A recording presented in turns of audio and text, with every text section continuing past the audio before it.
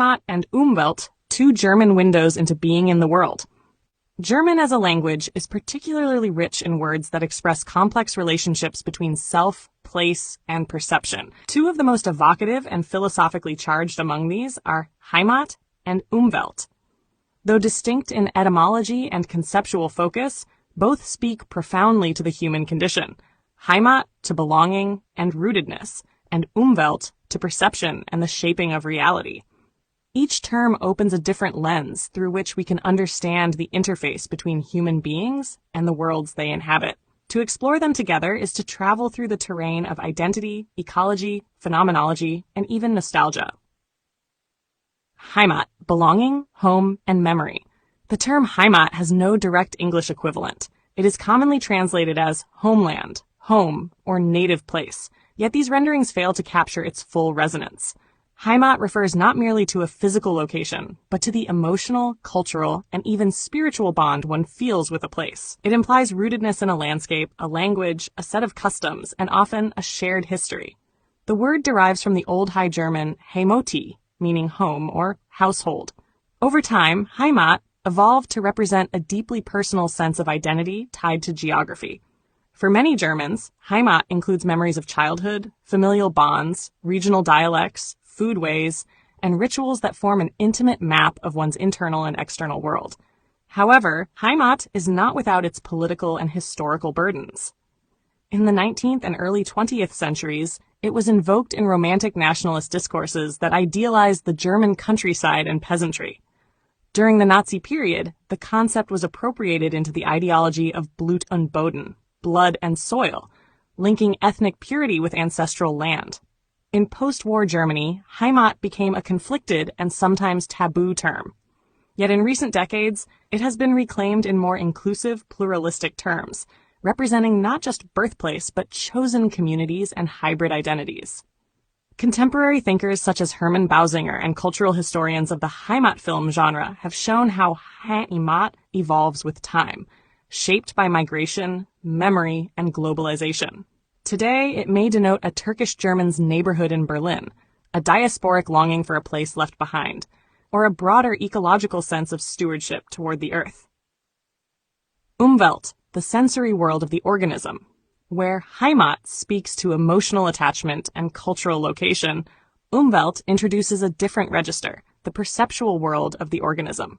The term was popularized by Baltic German biologist Jakob von Uexküll in the early 20th century, particularly in his seminal work, Umwelt und Innenwelt der Tiere, 1909, later expanded into a foray into the worlds of animals and humans. In Uexküll's formulation, Umwelt is the self-world of an organism, the subjective reality it constructs based on its sensory and interpretive capacities. For a tick, the Umwelt is defined by temperature and the odor of mammalian butyric acid. For a bat, it is sculpted by echolocation. For a human, it is shaped by language, culture, and cognition. Each creature lives in its own experiential bubble, responding not to an objective universe, but to a filtered world meaningful to its survival. This idea was revolutionary, introducing a form of biosemiotics that anticipated later theories in phenomenology and systems ecology. Uexküll's Umwelt is not merely the external environment, but a co-constructed, meaning-laden world. It connects to Edmund Husserl's life world, Lebenswelt, the subjective horizon of lived experience, and to Martin Heidegger's notion of Dasein, or being in the world. In the sciences, Umwelt influenced thinkers as diverse as Konrad Lorenz, Gregory Bateson, and Humberto Maturana.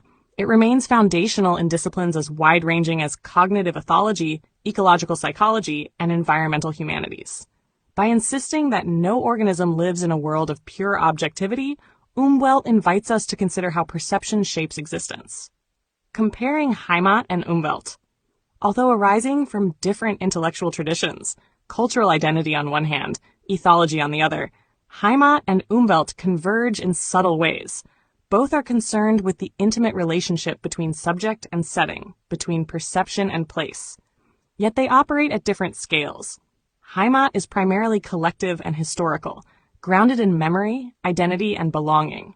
It carries affective weight and is often articulated in terms of nostalgia, loss, or return.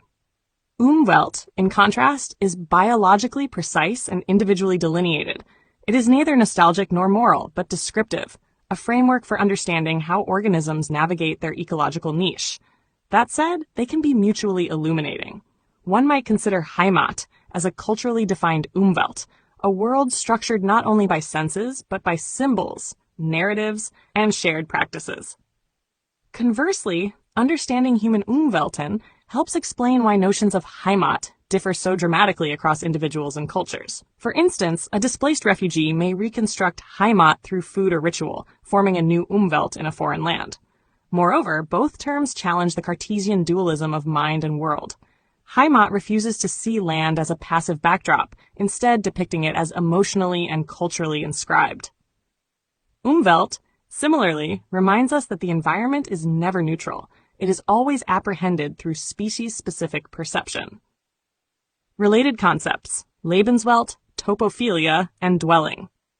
The conceptual field around HEIMAT and UMWELT is enriched by several other German and international terms.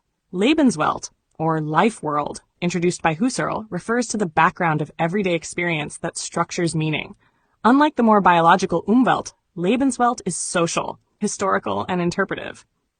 Yifu Tuan's topophilia, the affective bond between people and place, echoes HEIMAT and expands its applicability to global contexts. Gaston Bachelard's Poetics of Space also explores how intimate spaces such as homes and corners acquire layered emotional resonance, akin to the way HEIMAT is felt and remembered. Heidegger's notion of dwelling, wohnen, meanwhile, intersects with both concepts. To dwell, for Heidegger, is to live poetically on the earth, to let things be, and to be attuned to place. In this sense, dwelling encompasses both the experiential nature of UMWELT and the belonging implied by HEIMAT. Conclusion: toward a poetics of place and perception. The German concepts of HEIMAT and UMWELT reveal how language can crystallize profound truths about our place in the world.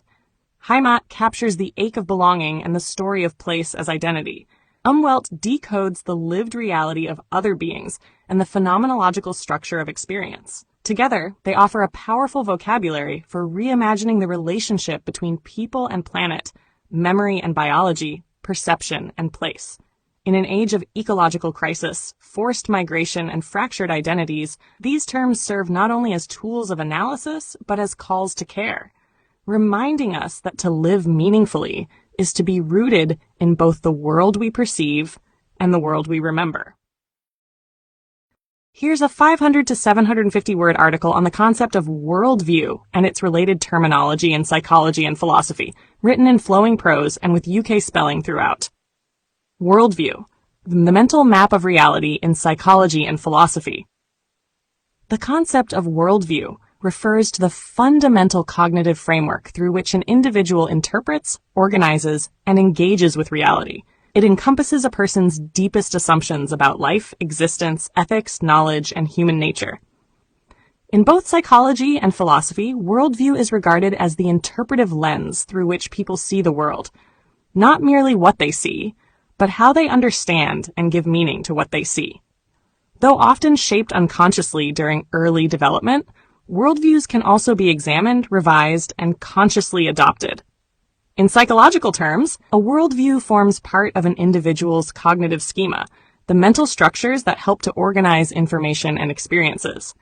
These schemas influence perception, decision-making, memory, and emotional regulation.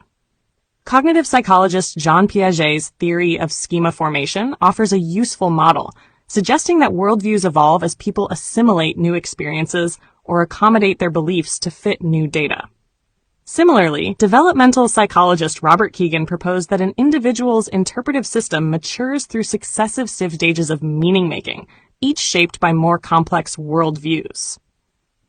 In philosophy, the term Weltanschauung, a German word meaning view of the world, has been central to debates about epistemology, culture, and the limits of human knowledge.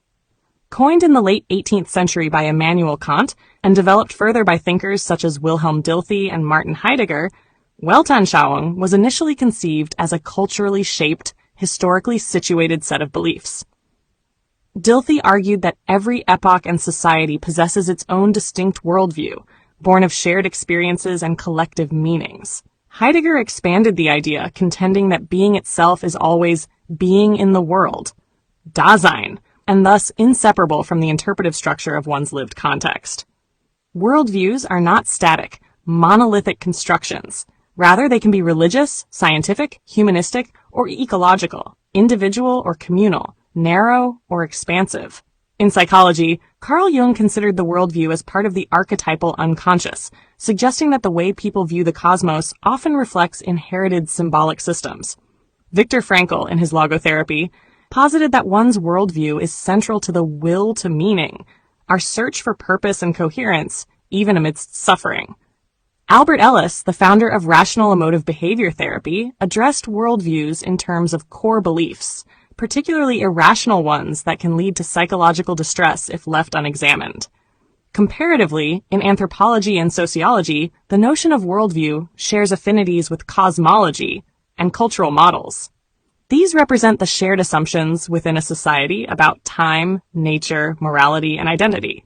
Meanwhile, in systems theory, the term mental model is used to describe the internal representations that guide behavior and perception, often aligning closely with the concept of worldview. Worldviews also bear a strong relationship to constructs like paradigm and Lebenswelt.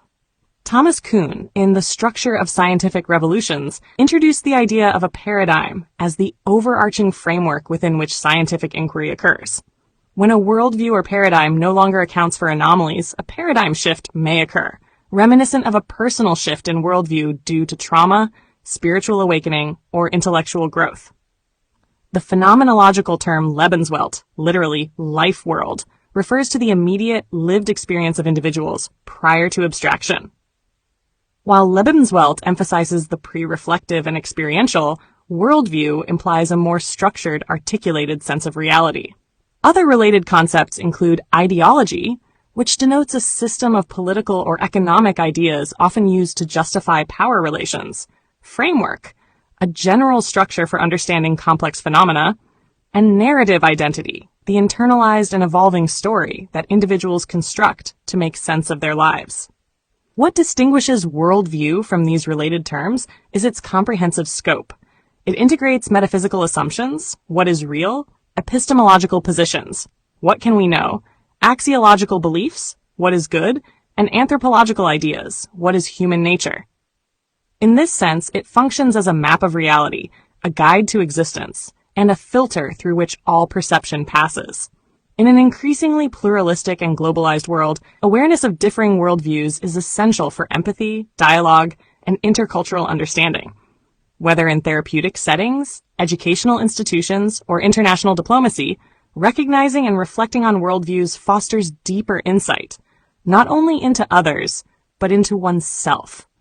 Far from being mere abstractions, worldviews shape the moral, emotional, and intellectual texture of our lives.